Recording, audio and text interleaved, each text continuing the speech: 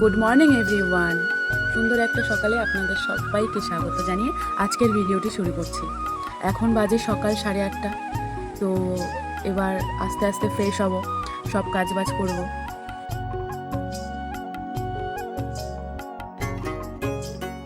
একটা কথা খুব মনে পড়ছে, কথাটা তোমাদের সবার সাথে শেয়ার করতে খুব ইচ্ছা করলো।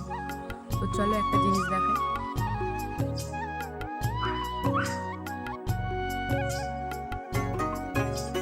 এখন এটাই মনে হচ্ছে, ছোটবেলায় মাকে বলতাম যে মা তুমি খাটের কার্নিশে কেন জামা কাপড়গুলো রেখেছো, আমার ভালো লাগছে না, সরিয়ে দাও। আর এখন বিয়ের পর রিয়েলাইজ করতে পারছি ব্যাপারটা যে কী হতে পারে। তো বর্ষাকালে কাদের কাদের সাথে এমনটা হয় সবাই কিন্তু কমেন্ট করে জানাতে ভুলো না। এখন ফ্রেশ হয়ে চলে এসেছি রান্নাঘরে। তো এখন বসাবো খিচুড়ি। আজকে শ্রাবণ মাসের দ্বিতীয় সোমবার, তো আজকে নিরামিষের দিন।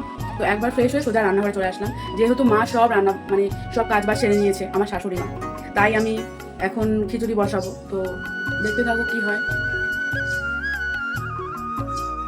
আজকে খিচুড়ি করব, তাই জন্য সব কিছু রেডি করে নিয়েছি। এখানে আছে গোবিন্দভোগ চাল, এখানটায় গোটা গরম মশলা আর গোটা জিরে গুঁড়ো করে দেবো, তাই জন্য এখানটায় এটা বাটিতে নিয়ে নিয়েছি। আর এখানে আছে মুগ ডাল আর আলু। কোনো সবজি আজকে কিছু দেবো না, সিম্পলভাবে তৈরি করবো, ওই জন্য হচ্ছে গিয়ে সবজি আজকে কাটিনি। এই যে মুগ ডাল ভাজাটা এখানটা হয়ে গেছে। তো আমি এবার মুগ ডাল ভাজাটা হাঁড়ির মধ্যে ঢেলে দেবো সিদ্ধ হওয়ার জন্য। এখানটায় আমি চালটাও ঢেলে দিলাম এখানে। তো আমি ভালো করে এবার নাড়িয়ে নেব। লাল লাল করে ভেজে নিয়েছি।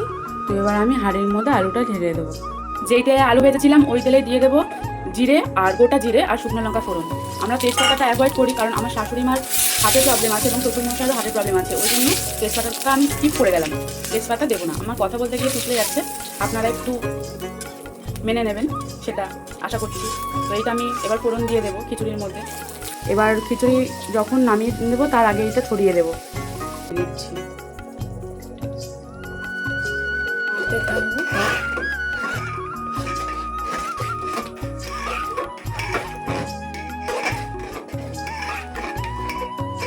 তো আমাদের খিচুড়ি অলমোস্ট ডান হয়ে গেছে।